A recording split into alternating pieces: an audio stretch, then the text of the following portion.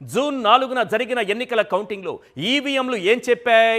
TDP 135 స్థానాల్లో గెలిచిందని, జనసేన 21కి 21 స్థానాల్లో గెలిచిందని, BJP పోటీ చేసిన 10 స్థానాల్లో 8 చోట్ల విజయం సాధించిందని చెప్పాయి కదా. కానీ ఈవీఎంలు దాచిన నిజమేంటో తెలుసా? పోలైన ఓట్ల కంటే కౌంటింగ్ చేసిన ఓట్లు 49 లక్షలు అధికంగా ఉన్నాయన్న నిజాన్ని ఈవీఎంలు దాచేశాయి. అబ్బా దాచుకుంటే తెలీదా? క్వశ్చన్ నెంబర్ 1, పోలింగ్ కౌంటింగ్ మధ్య ఓట్లలో వ్యత్యాసం ఎందుకు వచ్చింది? క్వశ్చన్ నెంబర్ 2, ఏపీలో అదనంగా 49 లక్షల ఓట్లు ఎలా చేరాయి? క్వశ్చన్ నెంబర్ 3, కౌంటింగ్ రోజున ఈవీఎంలలో 99% ఛార్జింగ్ ఎలా వచ్చింది? క్వశ్చన్ నెంబర్ 4, ఫిర్యాదులు వాపసు తీసుకోవాలని ఈసీ ఎందుకు ఒత్తిడి చేస్తోంది? ఇలాంటి పెద్ద ప్రశ్నలన్నీ నాలాంటి పసివాడిని చెప్పగలడు.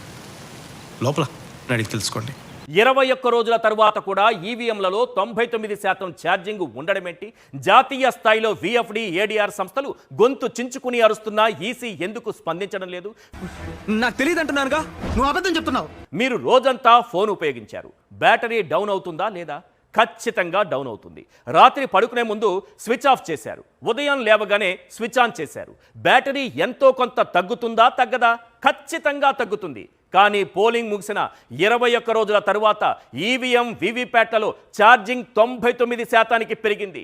అదే మ్యాజిక్. అద్భుతం, మహా అద్భుతం. ఇలా ఛార్జింగ్ పెరిగితే 21కి 21 ఏంటి సార్, 31 స్థానాలలో కూడా గెలవచ్చు. మన ప్రొఫెసర్ పుణ్యం. పోటీ చేసిన 10 స్థానాల్లో 8 ఏంటి సార్, 18 స్థానాల్లో కూడా గెలవచ్చు. మీ ఓటు మా ఈవీఎం అన్నట్లుగా ఉంది పరిస్థితి.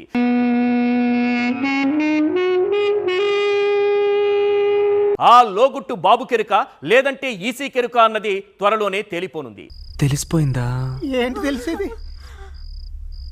తెలిసిపోయిందా? మీ అందరికీ తెలిసిపోయిందా? సరే వదిలేయండి.